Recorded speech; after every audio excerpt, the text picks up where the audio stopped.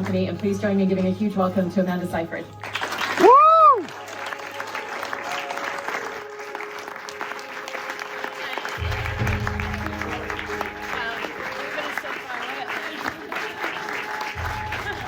We can still see you in front. Could you see it? Yeah. Okay, good.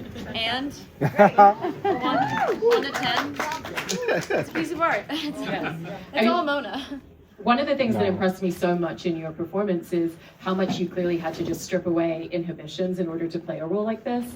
And I've heard you say that you found the idea of playing this character quite daunting with all the different things it was asking of you, and it really changed the way that you were thinking of working, just focusing at, you know, what's directly in front of me. And I was interested in how you kind of found the way to do that. Mike? I'm thinking. Is it working? Is it working? Yeah. Is it working? To have the luxury of time and space to sit with something before you have to actively work on it is kind of rare these days. But with this, I have that, and I knew about this movie pretty early on in the process and in the developmental phase with Mona, because I had worked with her a bunch and we have known each other for years.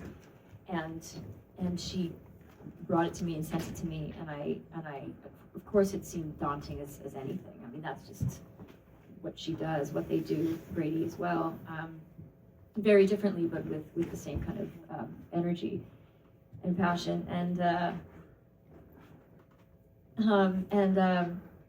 I had all that time to really kind of wrap my head around it, but it's the technicalities of playing somebody in the 1770s who has a Manchester accent, which is so foreign to me.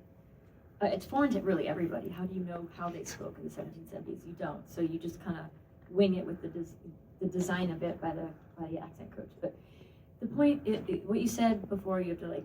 You have to give up your inhibitions to be present. That's it. As an actor, if you have your inhibitions and they're up and the walls are up, you're not going to actually get to the root of the character. You're just not. And some people's versions of characters, when they are insecure in a scene or they don't quite have it or they're forgetting the lines, you're not always 100% in every scene, every take, all the time. We're not perfect beings, but like if you let go of ego early on, then the things that happen in your life that maybe protect you and make you kind of more like watch yourself more, those you can get through it more easily if you don't have the ego. Like if we bring ourselves to our work, period. That's just what we do. You can't erase yourself. Did I answer the question? I don't know. It was hard, but I also you got to be present. You got to be present. I mean, there's something that you said there about it doesn't always have to be perfect, which, also feels like that transcends into the music and the singing, because, you've talked about this movie and how it wasn't about just hitting the perfect note. It was about the connection, and that was a very different way to think about sound. And I was really curious what that experience was like for you. It was so liberating because Ann Lee, apparently she had a beautiful voice, but she wasn't perfect. She was singing her feelings. She was connecting to something way more important to her, she was connecting to something holy inside herself and outside of herself in order to find any kind of sense of peace, because she was so broken, that she was a broken person and she chose the light as opposed to the dark. And with that kind of passion and love and devotion, whatever sound comes out is beautiful because it's coming from such love. So it's like, even I didn't have to worry about how I sounded so much. It was hard to keep my ear from coming in and being like, no, I'm not gonna suck. Oh God, can we do that again? But what Mona wanted was, she had me laying on the floor of the studio when we were in Budapest, trying to figure out where we might go when we're shooting, and because we hadn't shot it yet, anything. And Beautiful Treasure, I'm so glad you guys have seen this now so I can talk about Beautiful Treasures. At one point we were singing and I was laying on the floor and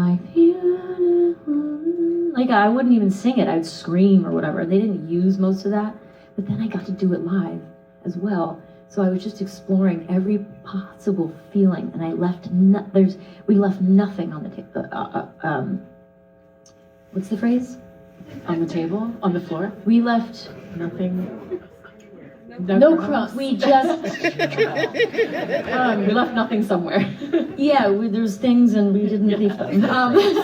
But I also again like the luxury of time and space with all that preparation, dancing in Cecilia Rowson Hall, who's the incredible choreography, lives upstate, and so we would rehearse for weeks across from the donut shop, and it was just like it was awesome because I worked really hard and I hate dancing, but I understood it wasn't dancing, it was movement. Like again, it's all holy, it's all devotion, it's all based in like this fucking desperation to be loved and love. And so when you think about that, it's very technical, the accent and singing and the dancing. If you're scared of it, but if you understand where it is all coming from, it's great. I mean, with the accent, I have to say, like, as someone who was born and raised in the UK, a Manchester accent is one of the hardest ones to do. Yeah. And because, like, the vowels have, like, multiple sounds, and there's kind of a tone, like a tone. And there's almost, like, a musicality to the way that it sounds, which you really, really captured. And I was interested, you mentioned, obviously, you worked with a dialect coach, and I was interested in just, like, the technique and how you found the approach to that. We found all these, she found, I didn't do shit. She found all these recordings of these women that, especially this one woman she would talk about calling, and I didn't really understand what she was talking about, but she would discuss working in the cotton mill and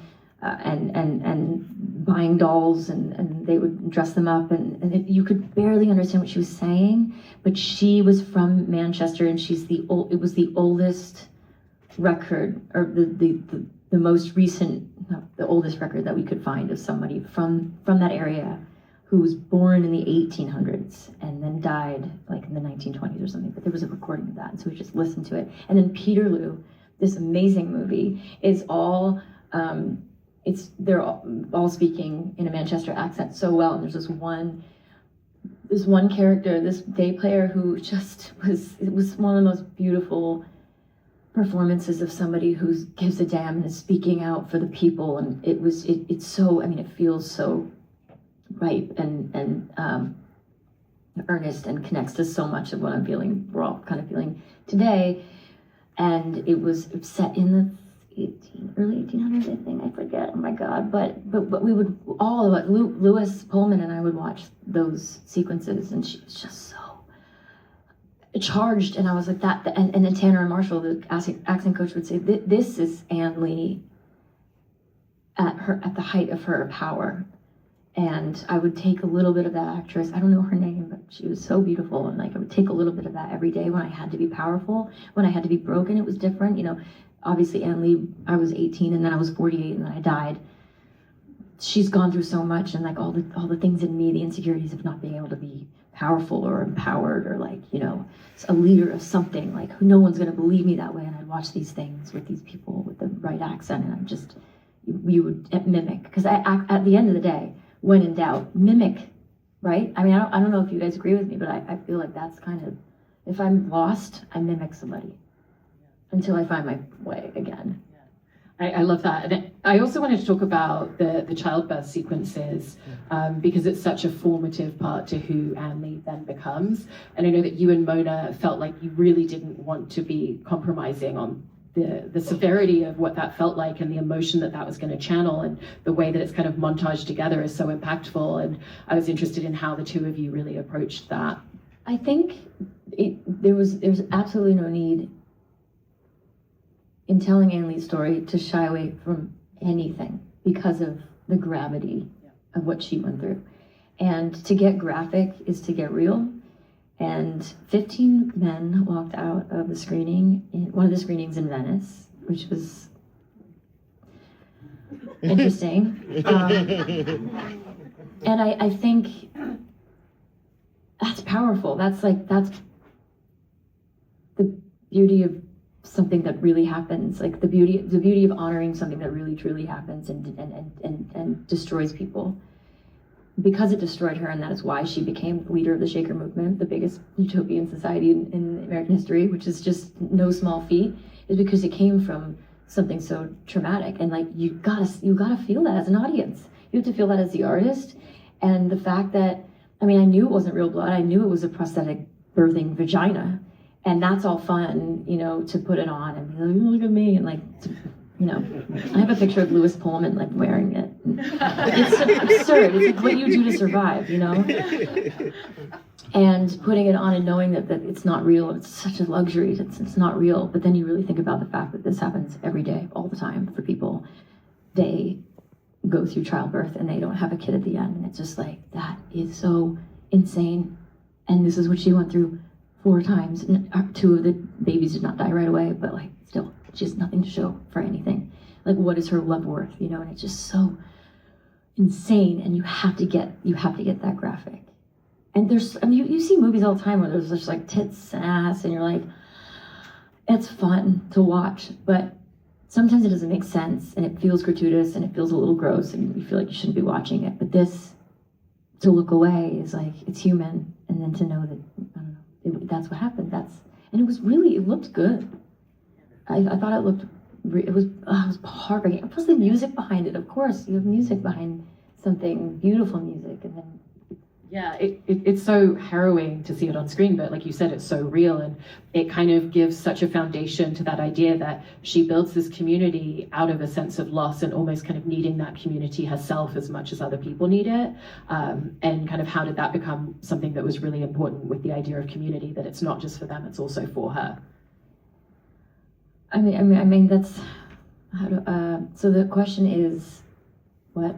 Like how the idea of community wasn't just about building it for the followers, but it was also something that she really needed. Yeah, and that's the thing, like you can't have a leader who doesn't desperately need it as much as she thinks that everybody else does. You open a door for people and you let them in. And the thing about her, you know, some people would call it a cult. That's not, to me, a cult is something where people feel like they have no choice. They can't come and go. They're stuck in some way and being controlled. And this was the opposite of that. No one was being controlled. I'm not sorry. You were She, you know, celibacy was the big thing, the big rule. And it wasn't a rule, like if you didn't want to follow, you didn't have to follow. But it was sort of like she realized that fornication was, obviously you've seen it, like, and you know about her now, that is the root of all loss and desperation and sadness. Not evil. I mean, evil maybe, but mostly just like how you could fall apart because of fornication. And of course it's true. Like, sex makes us go nuts, you know? It's true, but it's also, we need it for life. And it can be amazing. And that was like, that was empowering to these people. And sorry, and I digress.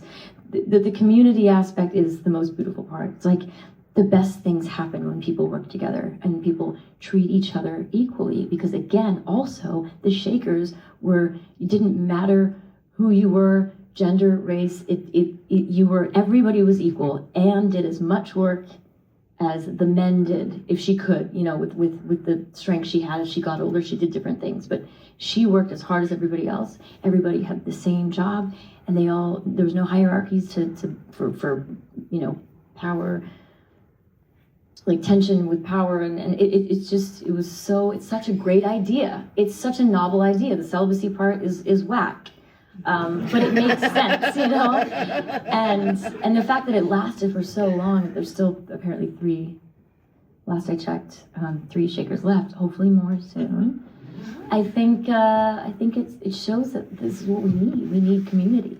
I mean, making a movie is about community. If we don't get along, the movie's gonna be shit, or the TV show's gonna be awful, and there's gonna be no cohesiveness, and you're gonna not wanna come to work. And if you don't wanna come to work, or if you feel like somebody's bullying you, or you're not going to want to perform. And so the idea that everybody's created equal, like Mona, yeah, she was the leader. She was Mother Mona to us, and we made fun of her for it because she didn't want to. She's very nurturing, but she's also like, let's get to work. You know, she'd undo my hair at the end of the night.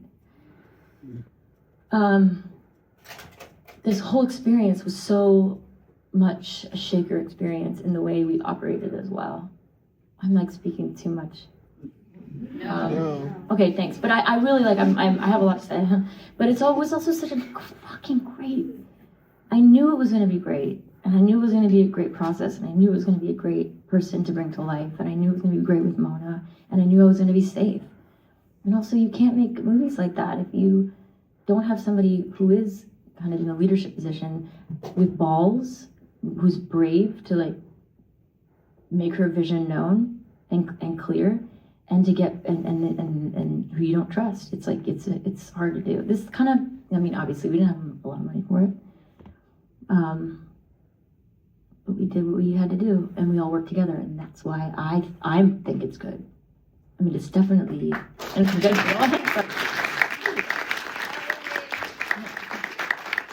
I mean, the vision of what she's accomplished with such a limited budget is so wildly impressive, and you can tell that she had to be very specific in thinking about the camera setups or the camera movement. You know, what was that like, kind of being on the other side of a director that just has, you know, this is where the camera's going to be, this is where it's going to move, this is what we're going to have in the scene, that just kind of always knew forthright what they wanted. There was no stress. I was just like, I mean, I was stressed about the weather. I was stressed about how cold I was stressed about the 90-minute commute to some places. I was stressed about the smoke and like the toxicity of a film set in terms of like the elements that you have to create. But you know, I could stress about other things and my lines and my accent, because I didn't have to worry about how it was going to look or feel, because yeah, she's got a clear vision, and that's also not as common as you would want it to be. And I can be more deliberate than ever right now. I can choose just to work with people that I feel are in the same way, that operate the same way as Mona and Brady, because I have worked with him too. And it's so nice. It's like a warm bath, because there's so much work that I have to do on my own after the dancing and the singing and all that. I have to continue to find the engine every day, and yeah, I mean, there was times when because we had so little money, she'd be like, "You have to stay an extra 3 days in Budapest," and I was like, "No," and she was like, "I need you to," and I'm like, "Okay." And some of us would be like, "Oh, she fucking got me. And I'd call my kids and be like, "I'm gonna be like, just a few more sleeps," and it's just, but you do that for a good art, you do that for a good leader, you do that for someone who trusts you and respects you and your work, not necessarily the schedule, but she needs to make the movie, and she gets shit done, and that's why she is capable of making a movie like that feels very epic with way less, I mean, God. The stuff that isn't real, I'm not going to point it out, but there's a lot of it, and it's amazing. Like when we were on by the way, to add to the insanity of how much I had to say when I was on the boat, on a set that wasn't moving, I still feel like I had to be like, "There's an angel standing at the mast," and we had to all be moving the same way to show that the ship was like gonna, you know, founder. Like there's a choreography to it. Yeah, and the guy couldn't hear me. Sometimes it was too loud in the rain, and then I had to ADR it. But it was like, "You're so bright, angel standing," and like, she's ridiculous. She's a ridiculous person. It's so funny, and yet you have to. It has to be so real for you. But like, this really took me out of it. So it's just interesting. There's a lot of funny anecdotes about like, because it is kind of funny. I mean, David Cale.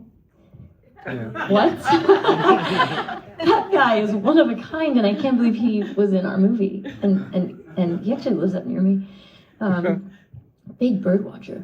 But no, he, if anybody is familiar with his performance, like, yeah, his one-man shows. I mean, he's a one-man show. It's fucking one finger show. One finger show. And Mona, that was Mona. That the metaphor is Mona had a finger too. Where's Mona going? Oh, she's going over there. Okay, come on. And, you know, you follow her anywhere. Yeah. One of the scenes that I also wanted to ask you about was the number for A Hunger and Thirst, because that's this real moment of revelation and feeling like she's being reborn. And there's two versions of that scene. There's the musical intonation of everything that she's feeling and seeing and her visions inside. And then there's the reality of, you know, when her brother comes to pick her up because she's been fasting, she's been in prison, she's been in solitude. So there's the dichotomy of that. And I was just interested in everything that went into filming a moment like that for the film.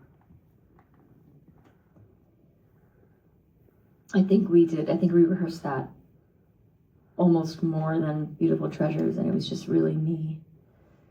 And it's because it had to be so specific, because the camera, it's just the dance between Sam Ellison, the camera operator, the beautiful camera operator, and Will Rexer's lighting, and the space that I have in this set, this prison set. And it was a perfect dance, and it had to feel like I was free, and everything came like as I was feeling it, and I was almost like just in some kind of fever dream. But it also was just like I could not move this way too much, but I could move enough, because in the flare of the light would come in and it would be beautiful, but I couldn't think too much about it, because I was just like, I was seeing stuff. I was obliterated, and yet I was singing live. I think they put my recording over it for the movie, if I remember correctly, but I did a lot of that live too. It was, so good. I mean, it was so indulgent too. I would have done it forever. And I don't feel that way about a lot of scenes. Like with David Fincher, I'd be like, I think I got this. But I didn't know I can't, right? I'll keep going. And then that ends up working better. Like, but it's harder to want to keep going. But with this, I was just like, I don't know, I don't know what you asked. I mean, even just the way that Mona filmed so many of these scenes and has edited things together, there's a lot of your performance that we're seeing kind of spliced throughout the movie that has voiceover or some of the music overlaying it. And so there's whole scenes that you're playing without lines of dialogue. What does that give you in terms of just the expressionism that you're able to lean into in shooting all of those moments? Oh, that's just freedom to not have to speak in the Mancunian accent. That's just beauty for me. It depends on the scene, but mainly those moments are just moments of fellowship and communion with her fellow Shakers, and that's just fun, because you're kind of improvising a lot of that. And I have incredible people like Tim Blake Nelson and Thomas and Mackenzie, and we're all like working and doing all these things in these montages, like building and learning how to like do the window sashes and like all this stuff. That's what I'm thinking about when I'm not speaking. The little moment, the little vignettes of how they lived and prospered, which is just so freeing. It's just like, it doesn't feel like work. But then again, you always know there's a challenge around the corner, which is really satisfying. But I'm never not coming into myself and saying you fucking suck. But that's why I can be good. I can find the truth, because I do have an ego, and it does treat me badly, but it also, I can just be like, fuck you.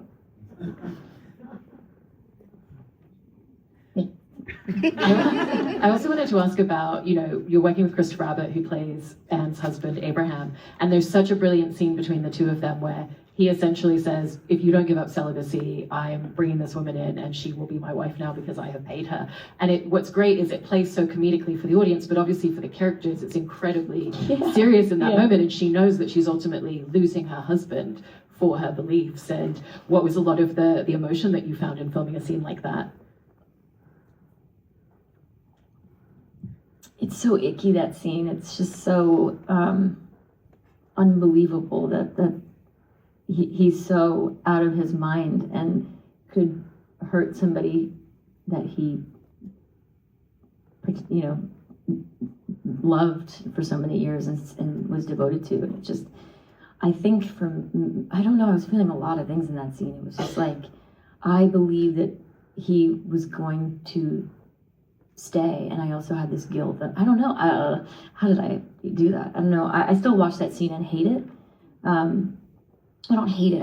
I feel like there was something maybe I could have tried differently, but it's just, we were short on time that day for specifically, and Chris had a lot more going on, and I don't. It's not like a competition. Like, if you got more acting to do, I'm gonna be there for you. It's not like that. It's just I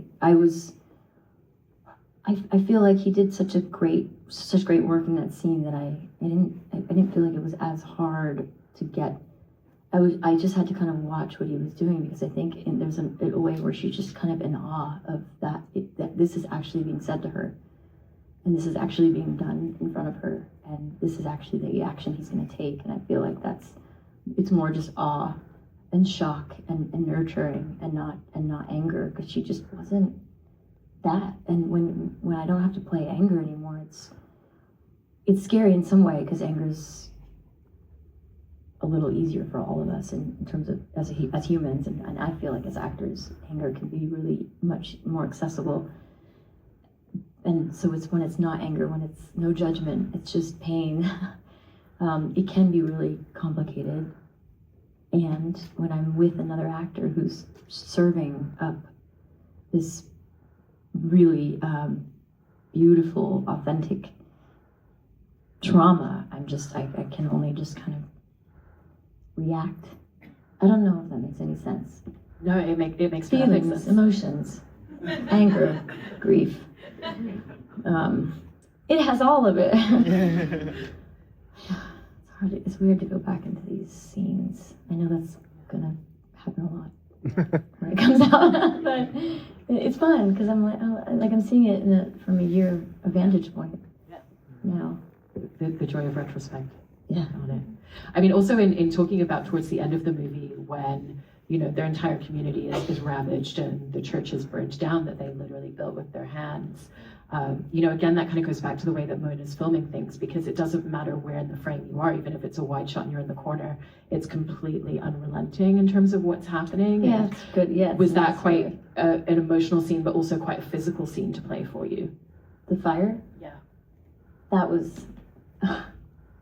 Lewis Pullman almost died, I believe. I saved him with the word pineapple, but I was our safe word because it was such an epic.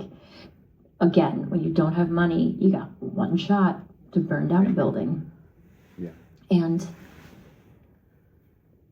there are some holes in the communication that night, and there was some rain and a lot of ash and boy, you name it. And it wasn't communicated to the actors. I blame 3 or 4 people, and that's fine. It turned out great. That didn't tell us that we were going to have 4 cameras rolling simultaneously, and if one film rolled out, they would put another one in, but there'd still be another camera going, or 3. And we couldn't break, and we didn't even think about that because there was no preparation for this, because we're like, Dad, let's go burn it, let's do it. And that's when people can get into trouble. And I'm not saying that I ever felt like I was in trouble, but I was like, how dare, there's another camera that, and I would turn around where there were no cameras and roll my eyes and look down at Lewis, when I'm over his body, my merkin, I had nothing on but a taped on piece of hair. Bless you. And it was in his face. And so I thought it was hilarious. And Lewis was shaking, and I was like, they're fucking still shooting, we're not stopping. And I would look up, and there's shots where I'm just looking into the camera, and you can't see it, but I'm looking into the camera because I'm like, how the fuck are you still on? We're it's freezing. And it in hindsight, yes, in that night it was funny until I realized that Lewis was Hyperventilation? No, Hypothermia? yes, sorry, hypothermic, and he wouldn't stop shaking. I was like, Lewis, they can't see you, don't have to shake. And he was like, and I was like, are you okay? I was like screaming at him because it's so loud. And it's fine because the cameras are seeing me taking care of my brother. It turned out great. He's fine, but I had to yell the safe word because I was like, I'm a team player. I don't want to ruin anything. I don't want to ruin a take. But I was like, this is absurd. You can't keep rolling. This has been 10 minutes of this. We're cold. I have no pants on, and my cape is like suffocating me right now. And I don't even know if Matthew Beard is still alive. So yeah. Anyway, not to like talk shit about the movie. Lastly, in talking about Anne Lee's final moments, because like you said earlier, you start playing her as a teenager and then she's in her 40s when she passed away. And it's such a beautiful scene because she talks earlier about how she doesn't fear death because she sees it as being reunited with the children that she lost. So she has something to go towards. How nice would that be? And just like... how nice it would be to feel like heaven is where you want to be. Sorry, that's not what I meant. No dead... I know exactly what you mean in terms of like having something to go towards and forward to, and it's the fact that like her lucidity isn't fully there, but it's also kind of seeing her starting to pass over in real time when she talks about having seen her brother come see her, and I was just interested in all of the emotion and playing with the idea of lucidity as well within that and everything that went into that moment for you. I actually backstory was having a hard time personally that day, and I think I decided, I was like, I have to make a choice to use this pain or this exhaustion wanting to get home, because that was after my family had left, and like I just have to use this. And I remember Mona coming, it's one take, one continuous take, which of course it's hard because if you fuck up you have to do it again, but I remember Mona coming up to me and just hugging me and crying harder because I felt her empathy and compassion for whatever it was unsaid that I was feeling, but was so palpable.